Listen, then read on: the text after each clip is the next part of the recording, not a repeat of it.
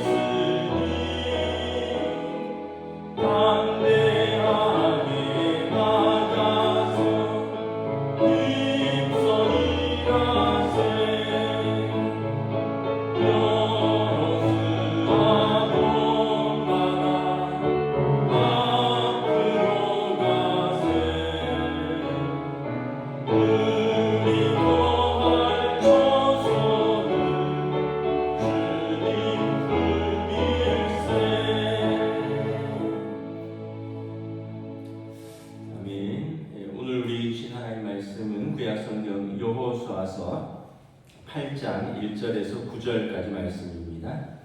구약성경 여호수아서 8장 1절에서 9절입니다. 구약성경 329페이지 여호수아서 8장 1절에서 9절까지 말씀입니다. 다 찾으신 줄 알고 저 여러분들이 한 절씩 교도하겠습니다. 여호수아서 8장 1절에서 9절입니다. 여호와께서 여호수아에게 이르시되 두려워하지 말라, 놀라지 말라. 군사를 다 거느리고 일어나 아이로 올라가라. 보라, 내가 아이 왕과 그의 백성과 그의 성읍과 그의 땅을 다 내 손에 넘겨 주었으니 너는 여리고와 그 왕에게 행한 것 같이 아이와 그 왕에게 행하되 거기서 탈취할 물건과 가축은 스스로 가지라. 너는 아이 성 뒤에 복병을 둘지니라 하시니 이에 여호수아가 일어나서 군사와 함께 아이로 올라가려 하여 용사 3만 명을 뽑아 밤에 보내며 그들에게 명령하여 이르되 너희는 성읍 뒤로 가서 성읍을 향하여 매복하되 그 성읍에서 너무 멀리하지 말고 다 스스로 준비하라.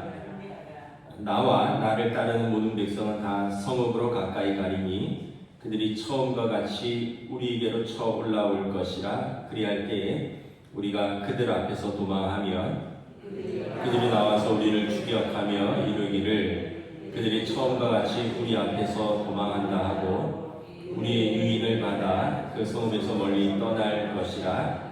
우리가 그들 앞에서 도망하거든 너희는 매복한 곳에서 일어나 그 성읍을 점령하라. 너희 하나님 여호와께서 그 성읍을 너희 손에 주시리라. 너희가 그 성읍을 취하거든 그것을 불살라 여호와의 말씀대로 행하라.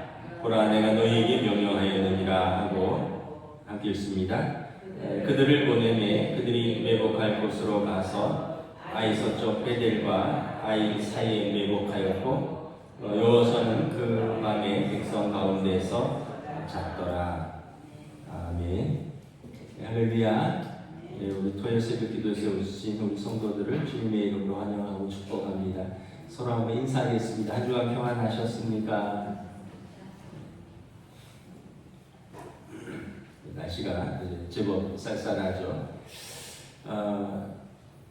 우리가 이제 새벽 기도에 여호수아서를 보고 있는데 여호수아서가 이제 가나안 땅에 들어가서 이제 정복 전쟁입니다. 무려 7년간 하나님 그 땅을 주시겠다고 하셨지만 이제 그 땅의 정복은 또 백성들이 직접 싸워야 되는 것이기도 합니다.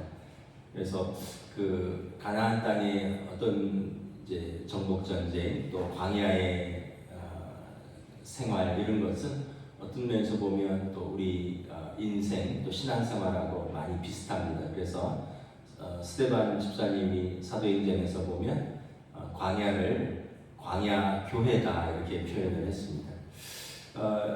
이 여호수아가 이끈 이스라엘 백성이 요단강을 건너서 첫 번째 마주한 성은 크고 견고한 성 여리고 성이었습니다.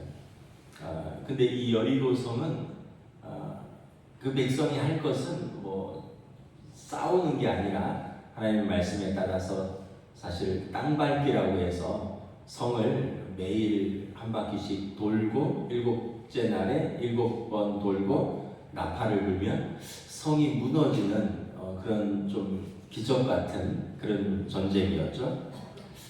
그 다음에 이제 아이 성이 있는데 그 이스라엘이 이제 가나안으로 들어와서 중간을 이렇게 가로지른 다음에 그 다음에 남쪽을 점령하고 북쪽을 점령하고 이렇게 가운데를 끊어가는 그런 전쟁인데 이제 여리고에서 아이성을 점령을 하는데 아이성은 여리고성에 비하면 굉장히 작은 성입니다. 그래서 여호수아서 7장에 보면 백성들이 한 3,000명만 올라가도 충분히 이길 수 있는 성이다 이렇게 방심하고 전쟁을 했다가 많은 사상자를 내고 실패합니다.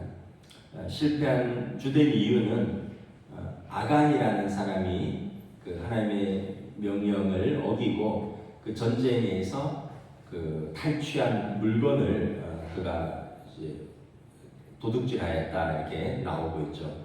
그래서 탐심과 교만과 불순종으로 인해서 아이성과의 전쟁에서 실패를 합니다. 그리고 이제 이스라엘 백성이 하나님 앞에서 회개하고 울고 다시 기회를 하나님께서 주십니다. 오늘 8장은 아이성의 재도전입니다. 아이성의 재도전을 통해서 하나님께서 주시는 메시지는 다시 기회를 주신다는 거죠. 우리 1절 우리 다시 한번 읽도록 하겠습니다. 시작. 여호와께서 여호수아에게 이르시되 두려워하지 말라 놀라지 말라 군사를 다 거느리고 일어나 아이로 올라가라. 보라 내가 아이 왕과 그의 백성과 그의 성읍과 그의 땅을 다 내 손에 넘겨주었으니. 이 8장의 시작을 하나님과 여호수아의 대화로 시작됩니다. 하나님과 여호수아가 다시 이제 소통하기 시작을 하는 것입니다. 7장에서 보면 하나님과 이스라엘의 소통이 없어요. 거기서 하나님께서 이스라엘에게 이렇게 말씀하셨다, 뭐 이스라엘이 하나님께 어떻게 싸울까 여쭈었다, 이런 내용이 없습니다. 왜냐하면 여리고 성이 워낙 크고 견고한 성인데 그 성을 무너뜨리고 나서 이스라엘이 승리에 도취한 것 같습니다. 그래서 이제 아이성은 작은 성이니까 정탐꾼들이 3,000명만 보내도 충분히 이길 수 있습니다. 그래서 그들에게 자신감이 있었고 하나님 앞에 여쭙거나 뭐 상의하거나 이런 기도하는 모습이 없었다는 거죠. 그리고 나서 전투에서 패하고 난 다음에 여호수아가 하나님 앞에 엎드려 날이 저물도록 울었다라는 기록이 있습니다. 그러니까 이 7장에서 아이성 전투의 패배의 원인은 물론 이제 아간의 탐심이 결정적인 이유였지만 이스라엘의 그 교만과 이스라엘과 하나님의 단절이었다는 것을 알 수 있습니다. 근데 이제 아이성 재도전을 앞두고 1절에서 하나님과 여호수아 사이에 다시 전쟁에 대한 이야기가 오고 갑니다. 그리고 이제 하나님께서 아간의 범죄로 인한 실패를 용서해 주시고 다시 회복시키십니다. 하나님과 이스라엘 사이의 죄로 인해 단절되었던 관계가 회복되는 것입니다. 우리가 깨닫는 사실은 하나님은 항상 기회를 다시 주시는 좋으신 하나님이시다라는 것입니다. 세상은 좀 냉정하죠. 실패하면 기회를 다시 안 줄 때가 많습니다. 그런데 하나님께서는 실패한 인생에게 다시 기회를 주시는 좋으신 아버지입니다. 이유는 사랑하시기 때문에 그런 것이죠. 구약 성경에 보면 다윗이 이스라엘의 왕으로 훌륭하고 존경받는 왕이었는데 바세바의 사이에서 범죄했습니다. 그리고 다윗이 시편 51편에 보면 하나님 앞에서 아주 처절하게 회개해야 합니다. 그때 하나님께서 다윗을 멀리하지 않으시고 다시 기회를 주셨다라고 말씀을 합니다. 신약 성경에 보면 베드로가 있어요. 예수님의 제자 중에 수제자인데 베드로처럼 뭐 내가 주와 함께 죽겠습니다, 영생의 말씀이 여기 있사오니 우리가 어디로 가겠습니까? 이렇게 호언장담한 사람이 없습니다. 그런데 결정적으로 예수님이 그 대제사장의 법정에서 두려워서 나는 저 사람을 알지 못한다라고 3번이나 부인합니다. 근데 부활하신 예수님께서 제일 먼저 찾아가신 사람이 베드로입니다. 갈릴리 바다에서 베드로를 만나 주셨죠. 그러니까 다시 베드로에게 기회를 주시는 예수님입니다. 성경에 보면 다윗에게 다시 기회를 주시는 하나님, 베드로에게 다시 기회를 주시는 예수님. 오늘 본문에서 실패한 여호수아와 이스라엘에게 다시 기회를 주시는 하나님이심을 볼 수 있습니다. 그래서 우리에게도 실패가 있다면 우리가 하나님 앞에서 씨름하고 하나님 앞에서 회개하고 하나님 앞에서 씨름한다면 하나님께서 다시 기회를 주시는 좋으신 하나님이십니다. 1절에 보면 두려워하지 말라, 놀라지 말라라고 말씀을 합니다. 이게 이제 여호수아서 1장 9절에서 처음 여호수아에게 하신 말씀입니다.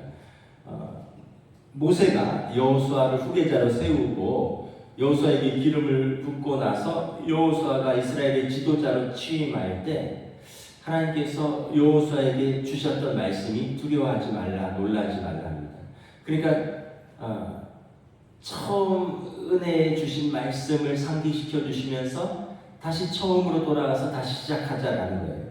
여호수아 1장 9절에 내가 내게 명령한 것이 아니냐, 강하고 담대하라, 두려워하지 말며 놀라지 말라, 내가 어디로 가든지 내 하나님 여호와가 너와 함께 하느니라. 하나님께서 여호수아에게 처음 주셨던 그 확신을 다시 심어주시는 것입니다.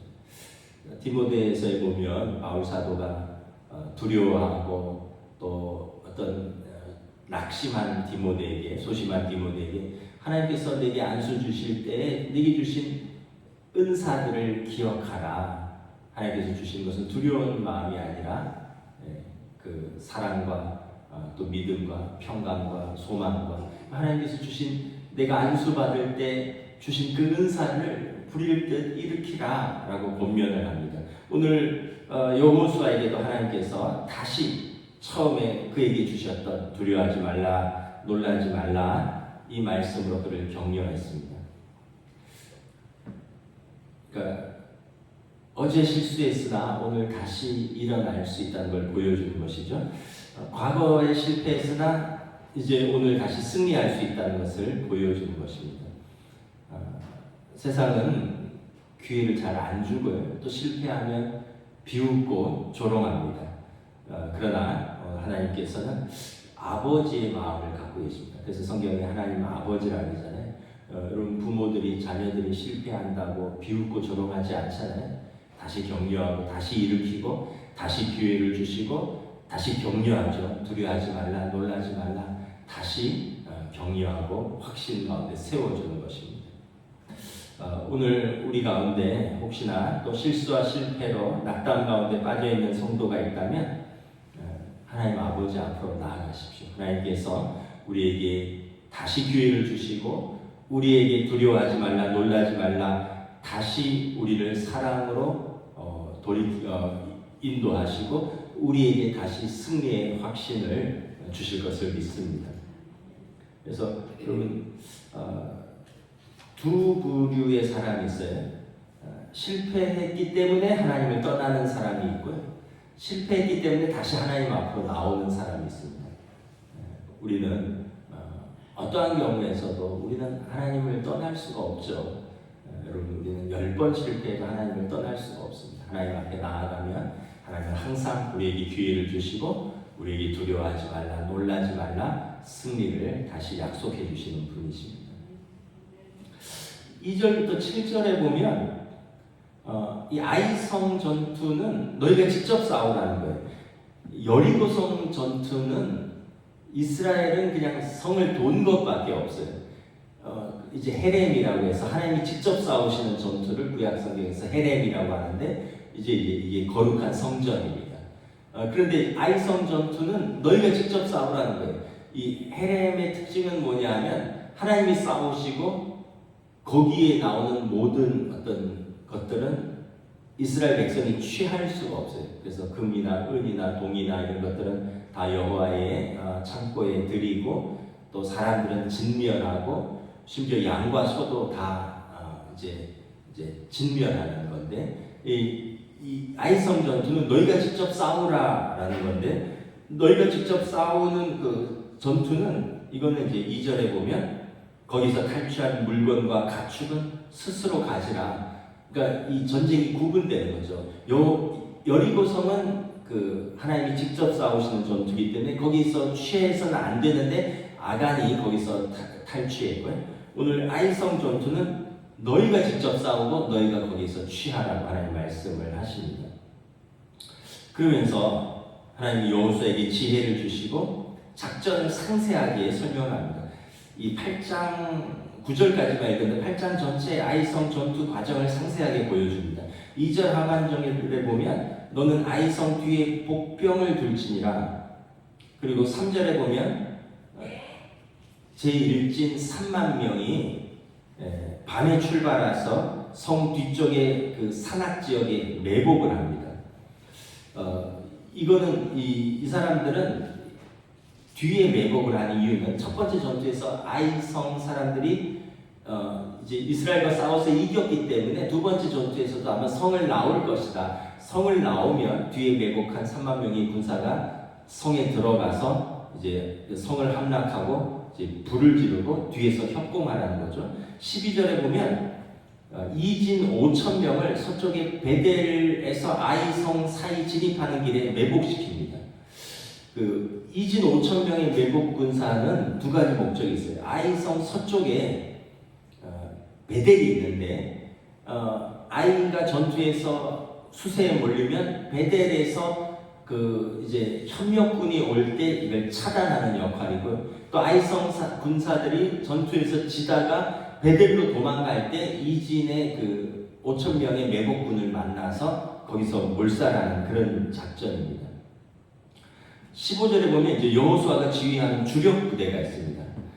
이 사람들은 성 정문에서 싸움을 유도하고 일부러 패한 척하다가 적군을 성 밖 넓은 광야길로 유인하는 그 작전입니다. 그래서 1차 싸움에서처럼 막 앞에서 싸우다가 후퇴하는 것처럼 보이면 이제 아이성에서 군사들이 나왔을 때 뒤에 매복한 3만 명의 군사들이 성을 점령하고, 그리고 이제 도망가는 척하던 주력 부대가 이제 뒤돌아서서 싸우면서 앞뒤에서 이제 협공하는 작전이죠. 18절에 보면 하나님이 여호수아에게 사인을 주시면 여호수아가 가지고 있던 단창을 들어서 성을 가리키고, 그리고 그 성을 손을 드는 순간 이 성 뒤쪽에 3만 명이 복병이 성으로 들어와서 불을 놓고 그들의 뒤를 치는 작전입니다. 그러니까 이 하나님께서 여호수아에게 어느 시점에서 앞뒤가 이제 같이 협공해야 될 이것까지 다 이제 알려줍니다. 결국 25절에 보면 아이성의 전투에서 아이성 12,000명이 전멸하는 완벽한 승리를 가져옵니다.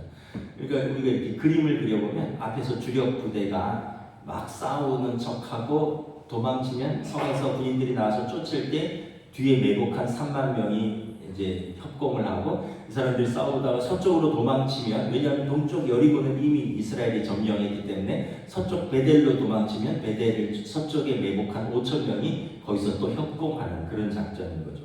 그러니까 이게 그 옛날에 삼국지에 보면 적벽대전이라는 그런 전투가 있거든요. 그 뭐 영화도 나오고 해서 보면 조조의 10만 대군하고 싸우는데 그 유비와 오나라 그 장수가 이제 이렇게 수중전을 하죠. 그 조조의 배를 계략을 써서 다 이렇게 묶어서 육지처럼 뭐 만든 다음에 앞에서 화공을 불을 놓고, 뭐 또 유비의 군대는 육지 뒤로 돌아가서 불을 놓고, 뭐 이런 그런 거 이렇게 생각나는데, 진짜 이 아이성 전투가 아주 완벽한 작전과 완벽한 전투가 아닌가 이런 생각을 합니다. 여기에서 이제 제가 좀 묵상한 게 뭐냐면, 하나님의 은총은 항상 동일한 방식이 아니라 여러 가지 정황과 여건을 고려해서 다양한 방법으로 우리에게 임한다는 거예요. 여리고성의 전투는 처음 전투하기 때문에 온전한 순종만을 요구했습니다. 그냥 이스라엘은 성을 도는 것밖에 없었어요. 근데 이제 아이성 전투에서는 한 번의 패배 이후에 너희가 직접 싸우라는 거예요. 너희가 직접 싸우되 하나님 작전을 다 세워주시고, 그리고 너희가 앞에서 싸우고 뒤에서 싸우고 옆에서도 싸우고 최선을 다해서 싸우라는 거예요. 그러니까 하나님께서 하시는 일이 있고 우리의 할 일이 있다는 것을 알려주는 것입니다. 여리고성 전투에서는 그냥 순종만 필요했는데, 이제 아이성 전투에서는 순종도 필요하고 너희가 직접 싸우고 너희가 최선을 다해야 된다는 것도 알려주는 것이죠. 가끔 예수 믿는 우리가 오해하는 것이 있습니다. 나는 하나님의 백성이니까 나는 가만히 있고 하나님께서 다 해주셔야 된다. 나는 기도했다. 물론 이제 기도하는 게 참 중요한데 내가 직접 하는 게 참 중요하죠. 여러분, 학생이 공부를 안 하고 기도만 하면 안 되죠. 기도도 하고 공부도 해야죠.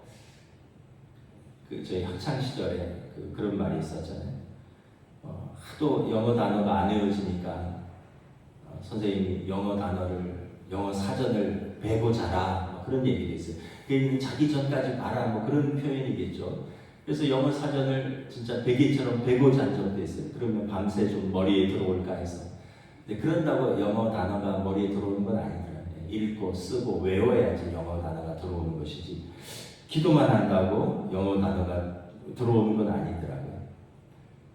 여러분, 취업을 앞둔 학생이 직장을 가지려면 직접 이력서를 쓰고 뭐 경험을 쌓고 또 이력서를 제출해야죠. 너무 경쟁률이 많다. 그래서 아무것도 안 하고 기도만 하면 여러분 어떻게 취직을 할 수 있겠습니까? 비록 수십 군데를 떨어질지라도 계속 이력서를 쓰고 이력서를 내고 보완하고 그래야 되는 거죠. 마찬가지죠. 믿음이 언제 성장하느냐? 우리는 내 주일날 일주일에 한번 교회 나오잖아 이런다고 자연히 믿음이 성장한다고 생각을 합니다. 근데 그거는 아주 기본인 거죠. 학생이 학교 가는 거랑 똑같은 거예요. 스스로 여러분 믿음이 성장하기 위해서 우리가 말씀을 붙들고 읽고 묵상하고 말씀을 공부하고 또 말씀에 순종하고 말씀을 씨름하고 이러면서 이제 신앙이 성장하는 것이죠. 나는 그냥 일주일에 한 번 교회 나왔잖아. 그리고 주중에 성경도 한 번도 안 읽어보고 말씀 묵상 한 번 없고 또 말씀에 대한 순종도 한 번 없고 그냥 그러고 나서 가만히 있다가 저절로 이렇게 신앙이 성장하기를 바란다면 이거는 좀 오해인 것이죠.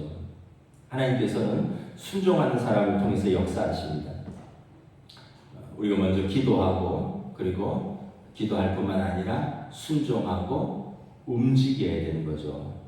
하나님께서는 순종하는 사람을 통해서 역사하실 것이고 우리가 순종하지 않는다면 아무것도 우리는 더 기대하기가 어려울 것입니다. 오늘 아이성의 제도전에서 하나님께서 이스라엘에게 요구하시는 것은 너희가 직접 싸우라는 거예요. 하나님이 작전을 다 알려줄 테니까 너희가 최선을 다해서 너희가 직접 싸우라는 것이죠. 너희는 순종하며 너희 할 일을 하라라는 메시지인 것입니다. 세 번째 아이성의 제도전에서 우리에게 주시는 메시지는 최선을 다해서 승리하는 삶을 살라는 것이죠. 아이성의 1차 전투에서 이스라엘이 실패한 원인 중에 하나는 교만이었습니다. 자신을 과대평가했습니다. 3,000명만 가도 우리는 충분히 이길 수 있다라고 하고 기도하는 것도 없었고 3,000명만 올려보냈다가 패배했습니다. 근데 2차 전투에서는 사뭇 자세가 다릅니다. 1절에서 보면 하나님께서 군사를 다 거느리고 아이로 올라가라. 모두 전투에 참여하라는 거죠. 아까 2차 전투에서 뒤에 매복한 군사만 3만 명이고 서쪽에 매복한 군사가 5천 명이고 앞에 주력 부대는 아마 수만 명일 것입니다. 그러니까 1차 전투에서는 3천 명이면 충분하다. 그래서 자신감을 가지고 교만해서 올라갔다가 패배했는데 2차 전투에서는 총력을 다하는 거죠. 매복한 사람만 3만 5천 명이고 주력 부대는 더 될 것입니다. 우리가 얼핏 보면 아이성이 12,000명밖에 안 되는데 그렇게 막 수만 명을 동원하는 것이 과하지 않느냐? 이것은 최선을 다해야 승리한다는 것이죠. 9절에 보면 여호수아는 그 밤에 백성 가운데서 잤습니다. 지휘관이 숙소에서 혼자 편안하게 자지 않고 백성 한가운데서 전투에서 잤다는 거예요. 10절에 보면 여호수아가 아침에 일찍 일어나 백성을 점호했다라고 기록하고 있습니다. 이 점호했다라는 표현은 군대 용어거든요. 그 군인들의 수와 또 무기태세를 점검하는 거죠. 군대가 옛날에는 진짜 비가 오나 눈이 오나 여름이나 겨울이나 항상 직접 점호를 했거든요. 요즘 얘기를 들어보니까 침상 점호도 있고 뭐 그렇다 그러더라고요. 그냥 누워서 주말에는 그냥 누워서 머릿수만 세는 점호를 하기도 한다 그러더라고요. 근데 저희 기업 때는 비가 오나 눈이 오나 그냥 6시에 다 일어나서 세수도 안 하고 딱 서서 총기가 다 제자리에 있는가, 밤사이에 탈영병은 없는가, 밤새 누가 아픈 병사는 없는가, 이거 점검하고 하루를 시작을 하는 것이죠. 근데 점검을 하려면 지휘관은 30분 먼저 일어나야 됩니다. 그래서 자기는 깨끗이 씻고 복장을 단정하고 맑은 정신으로 단정한 모습으로 점호를 하는 거죠. 그 여호수아가 오늘 보면 백성 사이에서 자고 가장 먼저 일찍 일어나서 전쟁에 앞서서 점호를 취했다라고 말하고 있습니다. 그러니까 제일 먼저 일찍 일어났다라는 거죠. 10절 하반절에 보면 여호수아가 이스라엘 장로들과 더불어 백성에 앞서 아이로 전투하러 올라갔습니다. 그러니까 이스라엘 장로들과 더불어 이스라엘의 리더십들이 전투의 제일 앞에 서는 솔선수범하는 모습을 보이는 것입니다.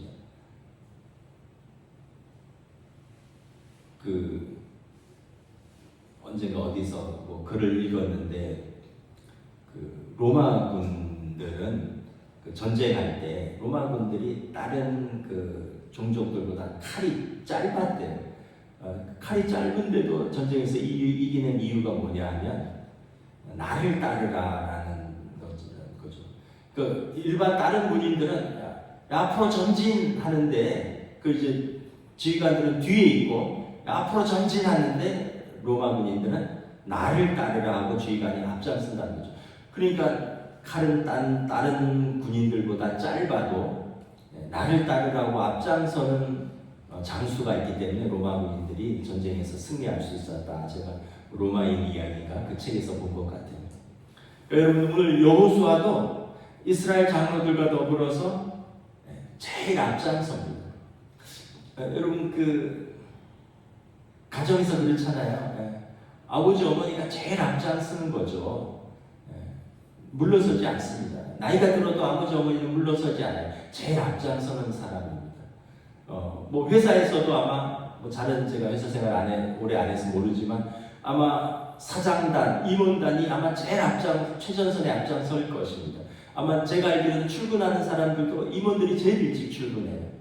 사원들보다. 뭐 교회에서도 그렇죠. 당회원들이 제일 앞장서는 것입니다. 오늘 여호수아 전투에서 여호수아가 이스라엘 장로들과 더불어서 제일 앞장서서 아이로 전투하러 올라갑니다. 그리고 18절에 여호수아가 단창을 들어 아이 성읍을 가리키니까 복병이 성에 불을 놓고 주력 부대가 뒤로 돌아가서 전투가 시작되는데 26절에 보면 아이 주민 마지막 한 사람이 진멸되기까지 여호수아가 단창을 든 손을 거두지 아니하였더라라고 기록하고 있습니다.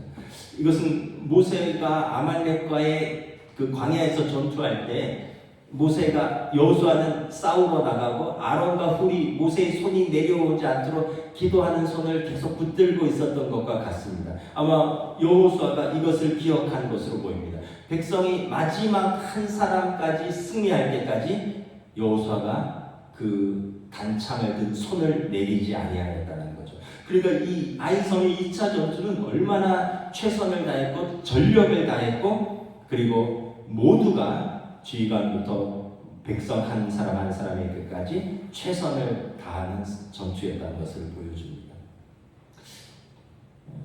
우리가 이제 가정에서 또 학생들의 학업에서 직장인들의 일터에서 우리가 신앙생활에서 우리가 할 수 있는 한 최선을 다해야겠죠. 역량이 모자라서 못하는 거는 그건 어떻게 하겠어요. 근데 할 수 있는데 안 하는 그것은 우리 책임이죠. 그래서 바울 사도가 모든 일을 하되 주께 하게 하라. 큰 달란트, 작은 달란트, 그거는 제가 볼 때는 그건 역량 차이라고 있습니다. 어떤 사람에게는 10달란트 주고, 어떤 사람에게는 5달란트 주고, 어떤 사람에게는 1달란트 주고. 그런데 남기는 것은 그의 역량이죠. 땅에 파묻어 두면 주인이 와서 책망만 한다라는 것입니다. 비록 이스라엘이 한 번은 실패일지라도 두 번째 전투에서는 그들이 하나님과 소통했고 그리고 최선을 다했고 아이성의 전투에서 승리를 거둘 수 있었습니다. 말씀을 마치겠습니다. 우리 삶에 넘어질 수 있습니다. 실수할 수 있고 실패할 수 있지만 그것이 결론이 아니라 하나님 아버지께서는 항상 기회를 주시고요. 또 항상 우리에게 염려하지 말라, 두려워하지 말라, 격려하고 응원하십니다. 우리가 할 일은 하나님 앞에서 순종함으로 또 최선을 다해서 감당한다면 하나님께서 우리의 가정에 또 일터에 또 우리 교회에 은혜를 주실 줄을 믿습니다. 기도하겠습니다. 하나님의 은혜를 감사합니다. 아이성과의 첫 번째 전투에서 그들이 실패하고 크게 낙심한 여호수아와 이스라엘, 하나님 앞에서 슬피 울며 회개하는 여호수아와 이스라엘에게 하나님께서 다시 기회를 주십니다. 그리고 하나님께서 작전을 세밀하게 알려주시고 너희가 직접 싸우라, 이것은 너희의 전투라 알려주십니다. 그리고 여호수아부터 백성 한 사람에 한 사람에 이르기까지 치밀하게 작전을 세워서 앞에서 뒤에서 옆에서 최선을 다해서 싸우고 아이성을 점령하는 것을 바라봅니다. 우리 인생을 살아가면서 우리가 먼저는 하나님과 소통할 수 있기를 원합니다. 우리가 감당하기 어려운 과제들, 삶의 어려운 난관들을 만날 때마다 우리가 하나님께 기도할 수 있기를 원합니다. 그때 좋으신 아버지 하나님께서 두려워하지 말라, 염려하지 말라, 내가 너와 함께하리라 우리를 격려하시고 응원하시고 또 우리에게 길을 열어주실 줄을 믿습니다.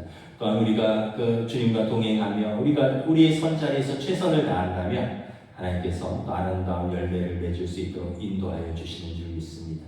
오늘 아이성의 전투의 재도전을 통해서 우리가 삶의 자리에서 또 하나님 앞에서 우리가 어떤 자세로 살아가야 하는가 다시 한번 깨닫고 오늘도 믿음으로 순종함으로 최선을 다해서 우리의 삶의 자리에서 살아가는 주의 백성들로 인도하여 주시옵소서. 감사를 드리오며 우리 주 예수 그리스도 이름으로 기도드리옵나이다. 아멘. 하늘에 계신 우리 아버지, 아버지의 이름을 거룩하게 하시며 아버지의 나라가 오게 하시며 아버지의 뜻이 하늘에서와 같이 땅에서도 이루어지게 하소서.